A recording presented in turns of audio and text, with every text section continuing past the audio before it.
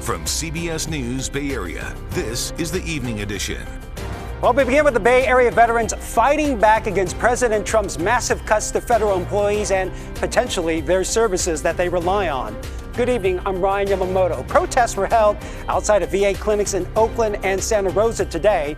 This all comes as we learn that the Trump administration plans to fire as many as 83,000 workers at the Department of Veteran Affairs and Jobs. John Ramos spoke to Bay Area vets who say they feel betrayed after many put their lives on the line for our country. The shock and awe of the Trump administration continues. This time the fight isn't with a bunch of wild-eyed liberals, but with a group who would traditionally be supportive of a conservative Republican president.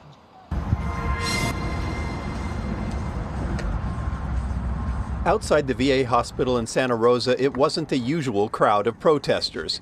Veterans, many of them from the Vietnam War, were feeling betrayed. I thought it was pretty much hands-off veterans. You know, nobody wants to say I sponsored a bill to cut the veterans' benefits, but being Trump did it, all his lapdogs will do whatever he says. There was plenty of anger about Donald Trump. Last week, nationwide, 1,000 VA workers were let go by Elon Musk's DOGE, with another 1,400 in the last few days.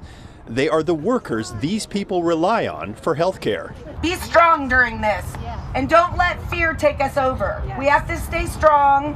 We have to stay united. Katie Weber is a disabled veteran who says many of the wounds suffered by Vietnam veterans are as much mental as they are physical. We've already lost 2,400 people in 2 weeks. So we have a problem if we lose any more. If we lose these folks, we're done. You're going to see suicide like you never saw before. But for former Marine Gunnery Sergeant George Sager, the betrayal feels personal. The Vietnam veteran voted for Donald Trump in 2016 because he thought it would shake things up and force the two parties to work together. What I expected, that he would agitate both sides of the political spectrum, came to fruition. But do you like the result of that? No.